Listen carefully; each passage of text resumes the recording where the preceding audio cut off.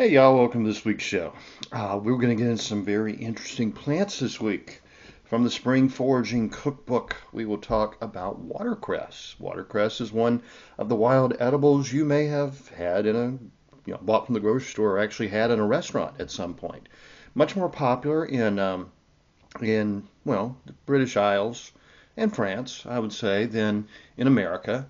And we'll get into the reason for that. And then I think we'll cover Waterleaf as well. Waterleaf is another good one, and these are good spring greens. You should be able to find them right now. You're going to really love these. And for the medicinal plant of the week, we'll talk about, let me see here. We'll talk about Bush Honeysuckle. Now, this is one that's in bloom right now. And we'll talk a little bit about the other honeysuckles as well, not just the Bush Honeysuckle. But real good, interesting medicinal plant. Somewhat edible as well. Of course, you can make a wonderful, well, you can just suck the nectar out of the blossoms, or you can make a wonderful syrup or jelly out of them. My friend Cassie Clark has Where the Dogwood Blooms podcast, and that's her annual routine is to collect honeysuckle blossoms to make a syrup or a jelly, and it is really good, really good. And it's very much how we make dandelion syrup or jelly. So we'll get into the medicinal uses more of that one. So I have a little announcement before we get into the show. And if you've been listening to my podcast for any period of time, you probably remember that about 4 years ago, when I launched the podcast, I got banned from YouTube and Facebook and just about every other social media platform because I had the temerity to question where the virus came from. I said, hey, I think the COVID virus came from a lab in Wuhan. Seems rational to me, and somehow I was accused of being a racist for that. Still not to this day, not sure what the correlation was of that to race, but whatever. I also made fun of Dr. Fauci. I compared him to yogurt from Spaceballs. Merchandising. That's where the money is. To me, looks like him. He talks like him. Obvious comparison. But I got banned, and all my stuff was taken down off of YouTube. And as far as I knew, I had been banned from YouTube for the last 4 years. But apparently, maybe 6 months ago or so, they lifted the ban. And some of my podcasts were automatically uploaded to YouTube from my podcast hosting company. So one day it just pops up, hey, I got content on YouTube. I didn't know this. Yeah, so I'm no longer banned from YouTube. I probably coincided a lot with the election, I would say. So for the past month now, I have been uploading all my podcasts to YouTube. I've been uploading all my Herbal Medicine 101 videos to YouTube. I got a ton of content on there. I've also been putting my my music videos on there, where I play my tunes each week. Piedmont blues, guitar, little instruction, more just for fun.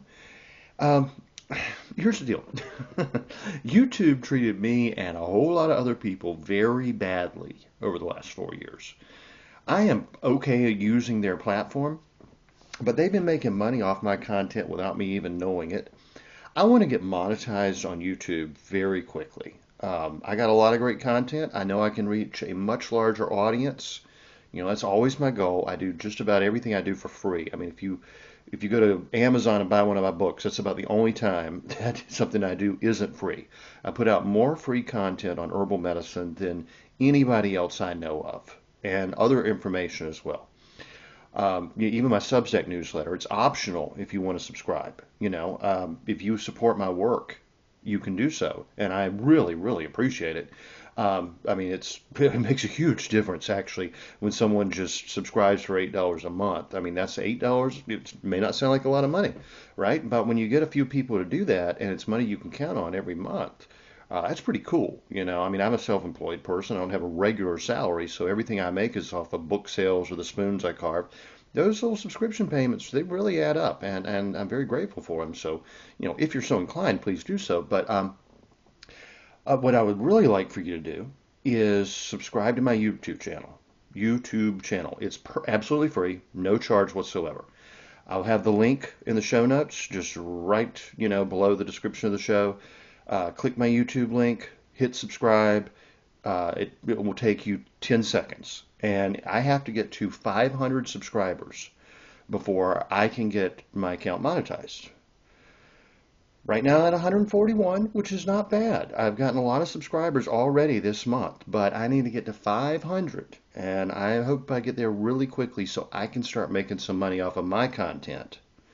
Because, I don't like that they're making money off my content and I'm not. So, if you want to watch the videos, please do so. I need, so many views and so many, so much time spent viewing my videos before they'll monetize me. But the main thing is hitting 500 subscribers. Won't take you but a second, and I would really appreciate it. If you want to help me out another way, always remember, go to Amazon and leave me positive book reviews.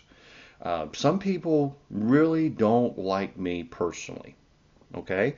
You got herbalists and such that are like in a new age and witchcraft and stuff, and they really don't like that I do herbalism from a Christian perspective.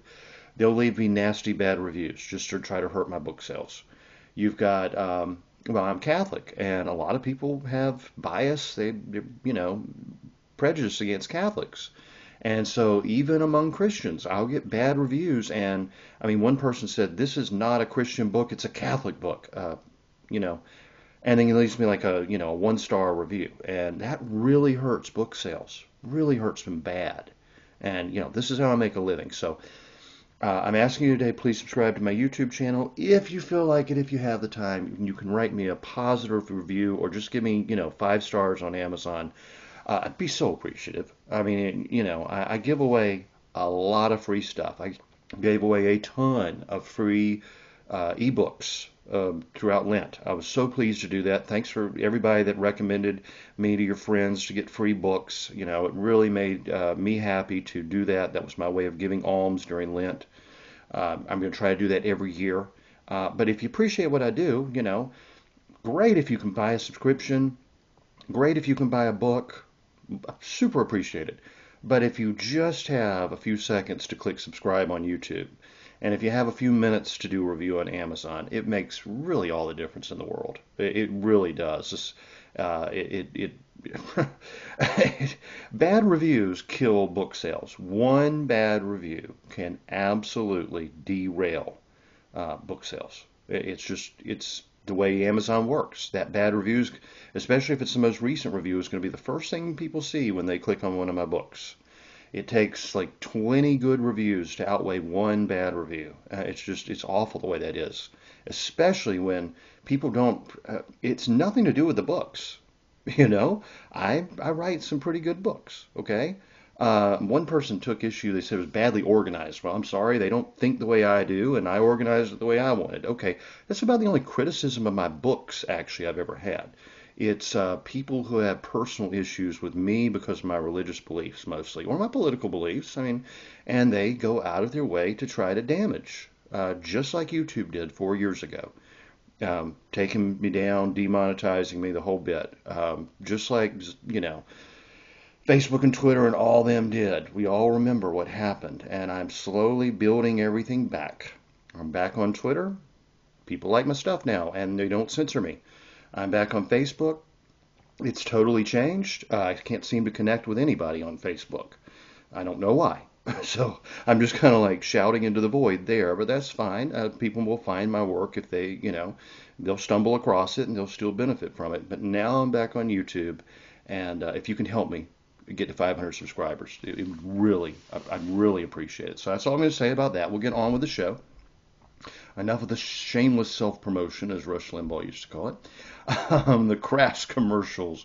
Anyway, Dear Vella, no, let's start with Spring Foraging Cookbook. Okay, let's start with watercress. Now, if you've ever had a watercress and egg sandwich, it's very popular in England. It is a classic of, British tea. It's a nice little finger sandwich made of white bread with the crust cut off and that nice peppery watercress against a mild, boiled, often mashed egg.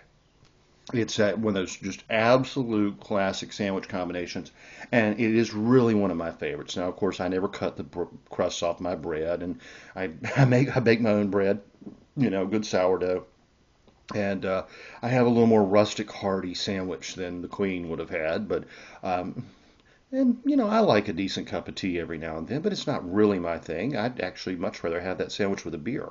Actually, I think that is a fantastic combination of watercress and egg salad is the way I usually do it, or just crush up a boiled egg, or slice it. It really doesn't matter. A little pepper and that peppery watercress, a little salt, good beer. Really a nice, very, very nice lunch. A couple sardines with that also. It just really works. A little bacon on that sandwich. It really works. Watercress and bacon, like you would do a BLT instead of lettuce. Really works if you like peppery greens. Cress is peppery. Now, we have both watercress and mountain watercress. They're two very similar plants. They look alike. They taste alike. If you're not a botanist, you're probably not going to tell them apart. And it's also in the nasturtium family. And we've talked before about how you can eat nasturtiums, and they're very peppery. I like peppery greens. If you don't, maybe you skip this one. Of course, if you wilt it and cook it, it gets very mellow. But it's so good, fresh, nice. It's just balance it with something like egg or mayonnaise or something that's going to balance out that pepperiness. Now, mountain watercress is actually a cardamine. Okay, true watercress is in the nasturtium family. Mountain watercress is in the cardamine family. Again, you're probably not going to be able to tell the difference unless you hold the two side by side. They both taste peppery and are just absolutely delicious in salads and sandwiches. And like I said, boiled egg is the classic combination.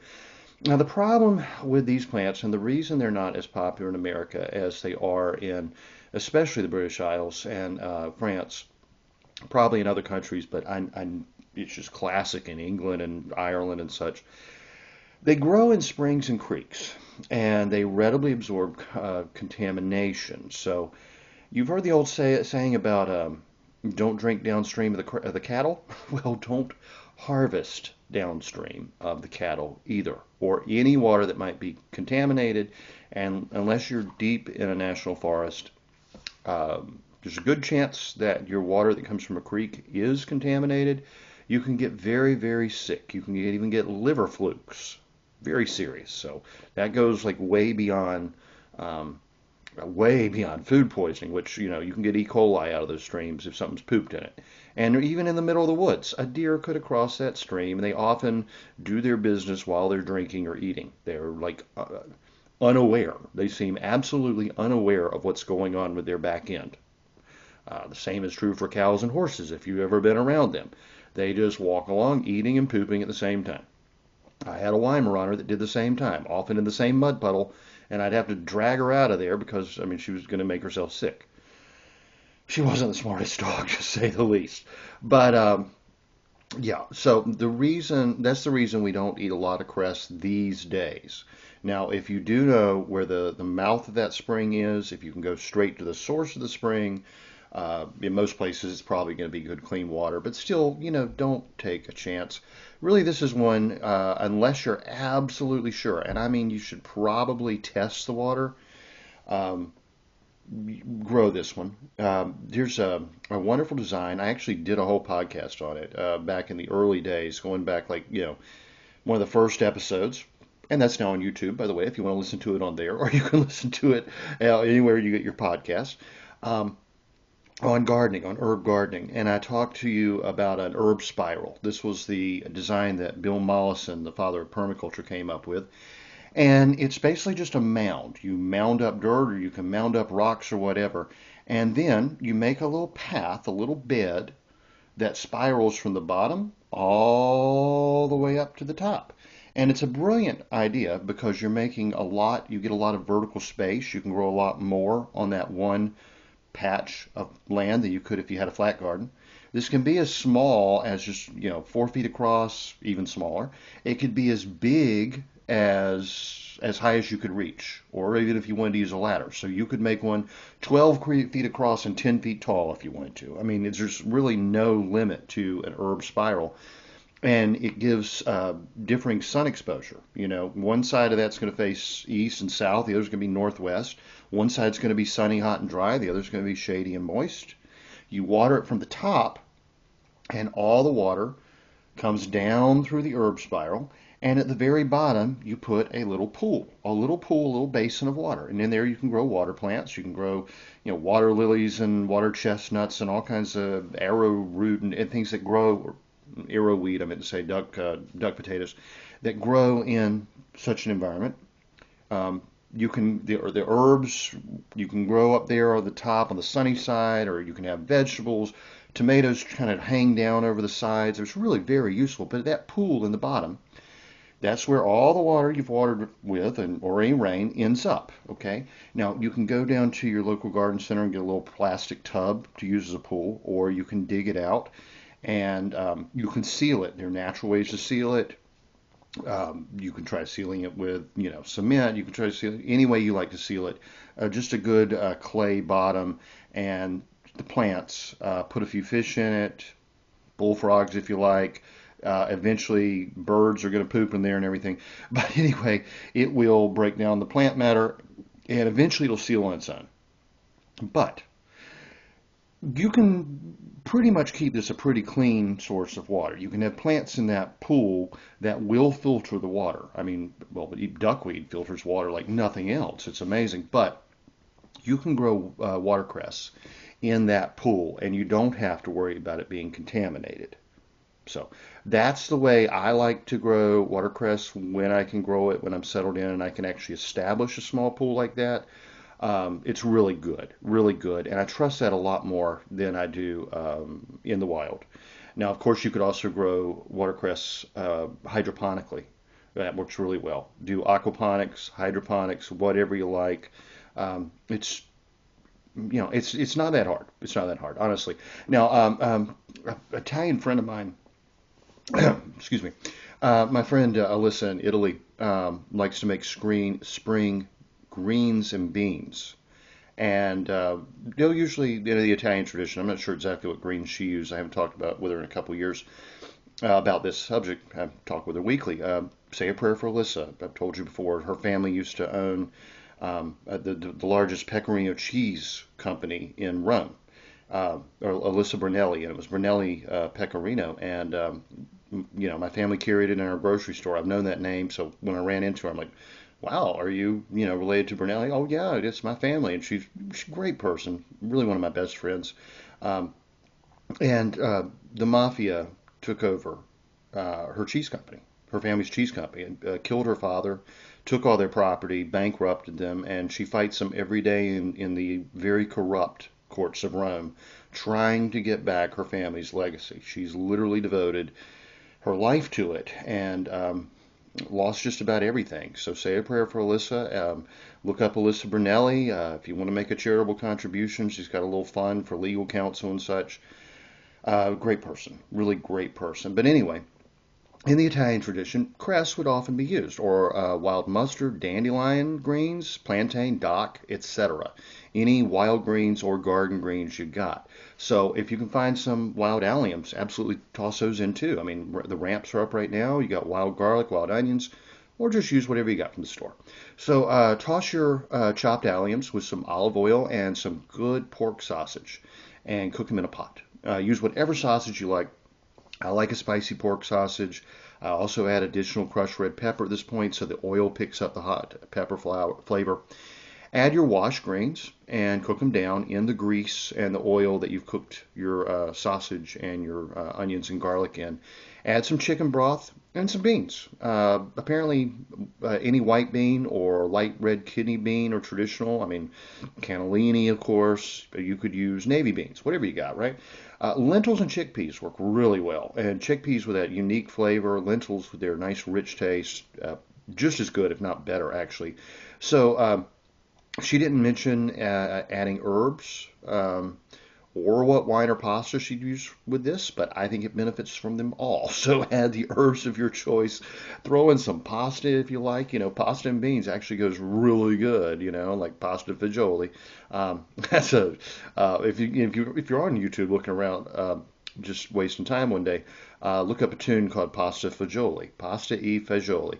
It is a phenomenal little funk song from the 70s by this English guy who was living in Rome, and it is the funkiest tune. I love it. It's funny. It's really, really cool. I like that one. I actually, I've talked about that before. It's when I need a smile or a laugh, I'll put that that song on. Pasta fagioli, gotta make it for my lover. And it's just hilarious. I need some money to make my pasta fagioli. It's really fun. Anyway, but also cheese. And of course, we're talking about Alyssa, so get some good. Actually, don't buy pecorino because the mafia may be profiting off of it. Sorry, I love pecorino romano. It's actually one of my favorite cheeses, but until she gets her family company back, use some Asiago, use some Parmesan or Reggiano if you can afford it, or just some good, decent Parm from the store. Use Swiss if you want. Just grate some cheese in there. Of course, you can do the same thing with cream cheese, okay? I mean, like, chop up your cress, chop up your onions, use your herbs. Don't put beans and pasta in this. Make a cream cheese spread out of it and put it on bagel. That's really good. That watercress with the cream cheese. Just really good. That works. That works. So, all right. So that wraps up watercress. Now let's look at waterleaf. Now there's several Virginia varieties of waterleaf. The Virginia waterleaf is most common in my area. Grows abundantly in my yard. I get a ton of rain. So the tender spring leaves make a very nice pot herb, especially combined with more bitter or peppery greens. So throw them in with your watercress if you want. Waterleaf doesn't have a lot of flavor on their own. Cook them as you would any other leafy green. Waterleaf's in the borage family, so it's going to be very mild. Borage kind of tastes like cucumber, but it doesn't have that cucumber-like taste of borage unless you combine it with borage. And it does combine very well with borage. Then it makes a great salad. The leaves, however, are a little furry. They have like little, plant hairs on them. So eaten raw, you'll notice them. Cooked, they just disappear. But chop them together with some garlic and dill and stir them into some plain Greek yogurt or sour cream. Add a little lemon zest, so you can make sort of a tzatziki type sauce, like you might have on a gyro. It's really good. Always nice with grilled meats. Generally, it's a plant that I would normally combine with other wild edibles that have more flavor, and or use in a soup. Works real well in a soup. Since we're on the Italian recipes, let's try to keep with an Italian recipe for this, an Italian-style soup using waterleaf, or really any greens, okay? Because like I said, it doesn't have a lot of flavor. Feel free to substitute anything, basically, for waterleaf. Sweat down some onions in a pot with olive oil. Add crushed and chopped garlic when the onions are translucent. Remember, you never want to burn your garlic. Get your onions cooked, then add your garlic. Any alliums you like, of course, and the more the better. Toss in some chopped carrots and celery. Add some beans, either pre-soaked or canned. I like a mix of beans for this, including kidney and lentils, chickpeas. Add chicken broth. Toss in anything you like. A few spring peas from the garden, any greens you have on hand, just roughly chopped. Even a potato, if you like potato in the soup. While I like potato soup, I'm not a big fan of potatoes in any other soup. I don't know why. It's like, I don't know. I love potato soup now. I've given you my recipe on that before. But potatoes and a vegetable soup, I'm just not so big on. But hey, that's up to you. It's up to your taste. Add some canned or crushed tomatoes, any herbs you like, oregano, basil, thyme, parsley, of course.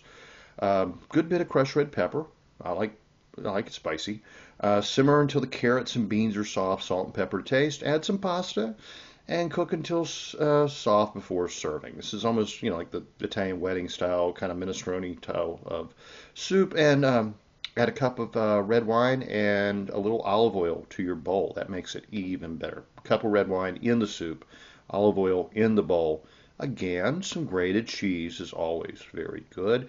And Alyssa is actually from Umbria, and she tells me that cheese rinds are usually cooked in such soup. Like you would take the rind from Pecorino or Asiago or Parm, and instead of wasting it, make a soup out of it. So her family, of course, made Pecorino Romano, so they'd have plenty of Pecorino rinds on hand. I usually add a little grated Parm to the bowl, same time with the olive oil. And she also tells me that the soup would have been made with beans in the winter, more beans than anything else because they stored easily, but more greens in the spring. And that makes perfect sense. Either way, it's going to be better than you get at Olive Garden. I know people love their soup, salad, and breadsticks at Olive Garden. Make the real thing at home one day, and you're probably not going to be going back to Olive Garden very, very soon. You have to listen to Dean Martin at your home, which I actually do very often. Big fan of Dean Martin. So, let's get on to our medicinal of the week. Let me get a sip of water here. All right. Dear Vella, Bush Honeysuckle, but really several members of the Lonicera family. There's only one variety of Bush Honeysuckle specifically used in herbal medicine. Deer Vella Lonicera, that's proper Bush honeysuckle, but several honeysuckles are used in herbal medicine. You want to make sure that you're not confusing honeysuckle with trumpet vine or trumpet flower. That's very common, or especially with gelsemium, Carolina jessamine. I talked about it last week when I said don't try this at home. You can die if you eat Carolina jessamine flowers. I think you can get very sick if you eat trumpet vine or trumpet flowers. Be sure your honeysuckle is honeysuckle, okay? And it should look like honeysuckle, smell like honeysuckle. Look at the shape of the leaf. It's more round than gelsemium, which has a more narrow leaf. It's broader and more round on the honeysuckle. Anyway, be sure of your ID. And then we have three varieties native to my region. Divera Lonicera, the one we just talked about. Divera rivularis, that's hairy southern bush honeysuckle, or river bank honeysuckle. That's what rivularis means. It means it grows by the river. And Divera sessifolia, or smooth southern bush honeysuckle. Now, Gerard wrote of honeysuckle, and he referenced Dioscorides, so we'll kill two birds with one stone here. He said, Dioscorides writeth that the ripe seed gathered and dried in the shadow, and drunk unto the quantity of 1 dram weight 40 days together, doth waithe and consume away the hardness of the spleen, removeth wearisomeness, helpeth the shortness and difficulty of breathing, cureth the hiccot, that's hiccups actually, procureth bloody urine after the 6th day, and causeth women to have speedy travail in childbearing. I don't know if any of that's true. That's a lot of honeysuckle seeds and drink together for 40 days. First of all, I don't recommend anything like that for pregnant women. It's probably going to do you a lot of harm. And procureth bloody urine. I'm not sure if I want to have bloody urine either. But anyway, he said the leaves be of the same force, which being drunk 30 days together are reported to make men barren and destroy their natural seed. This isn't sounding very good, is it? The flower steeped in oil and set in the sun is good to anoint a body that is benumbed and has grown very cold. Yes, it makes a very good topical ointment. It's warming. It helps with arthritic conditions and stiff muscles. It's just good. Distilled water of the flowers are given to be drunk with good success against the pissing of blood. Oddly enough, one minute he says it's going to cause it, and the next minute he says it's going to stop it. I don't know. Maybe we'll get into more detail, though, as we move on. But a syrup made of the flowers is good to be drunk against the diseases of lung and spleen that has stopped being drunk in a little wine. And as I said, a syrup of honeysuckle is really quite good. You just get the blossoms. Make sure you pick off the green and white bits at the end. Get about a gallon of worth by water by volume if you can, and add that to about a gallon of boiling water, and add to it at least a cup or two of sugar. It's going to be to taste. It's going to depend on how thick you want it. Just cook it down. Let it steep for a while, and actually be sure to dissolve your sugar first. Get it up to a good simmer. Put in your flowers, turn it off, and put the lid on. Is what I usually do. I don't like to cook my flowers. Well, I don't like to boil them necessarily, but they'll steep and cook to some extent in the water to get all the flavor out without them getting some of the bitters that can come from the stem ends. But anyway, then strain them out and use it however you like. You can add it to a lemonade. You can kind of dilute it and drink it as is. You can make a wine out of it at room temperature, putting a little yeast in there. You can continue to reduce it and make a syrup, just simmering it down until it gets thick enough, knowing it's going to thicken a little more as it cools. It's very much like honey, and it's wonderful stuff. Let's see, what else does Gerard have to say? He mentions that Galen found by experience that the water of honeysuckles is good against the soreness of the throat and uvula. And with the same leaves boiled, or the leaves and flowers distilled, are made diverse good medicines against cankers and sore mouths, as well in children as in elderly people, and likewise for ulcerations and scaldings in the privy parts of man and woman, that's the genitals. If there be added to the decoction thereof some of alum, or verdigris, that's no, that's the way I'm thinking. Ambergris. Ambergris is the comes from a sperm whale's stomach. It's pretty disgusting, but apparently smells real good. They use it in perfumes and such. It's pretty much illegal these days. I cannot remember what verdigris is, but it doesn't matter. Alum. Get some alum if you're going to do this. If the sore require greater cleansing outwardly, provided always that there be no verdigris put in the water, and that it must be injected into the secret parts, so used as basically an enema or a douche. So anyway, alum is very astringent. So what you're looking for in that property is the astringent, the tightening, swelling, reducing qualities combined with honeysuckle. So just stick with alum on that. Resources of Southern Fields and Forests tells us that he found bush honeysuckle growing in the mountains of South Carolina and Georgia. This is in the 1860s. He didn't really make it into the mountains of North Carolina. He was based out of Charleston. The leaves possess a narcotic principle, inducing nausea, and are recommended as a gargle in catarrhal angina, that's congested heart pain, chest pain. The decoction calms the pain attending the disease. Taken largely, it causes stupor and catalepsy.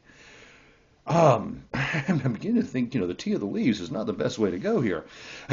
But King's American Dispensatory of 1898 had it listed as an official medicine in the United States. He said it was a woody shrub growing from Canada to the Carolinas, so large range. Leaves, twigs, and roots are the parts used, and they yield their properties to alcohol and boiling water, so you can make a tea or a tincture. And we're looking at the leaves, twigs, and roots. Under actions, medicinal uses, and dosages, it's listed as diuretic, astringent, and alterative. Alterative means it basically gradually brings you up to health. A cold infusion of the bruised leaves and twigs, used freely, has been very beneficial in inflammation of the bladder with gravelly deposits in the urine, in nephritic and calculous affections, that's kidney problems, basically, and in gonorrhea. The root in decoction or syrup has been lauded for the cure of syphilis, interestingly enough. Externally applied in erysipelas or erysipelatous inflammations, and over the inflamed surface occasioned by the rheus, ivy, or poison ivy vine. So it's actually a cure for poison ivy. Rheus is poison sumac.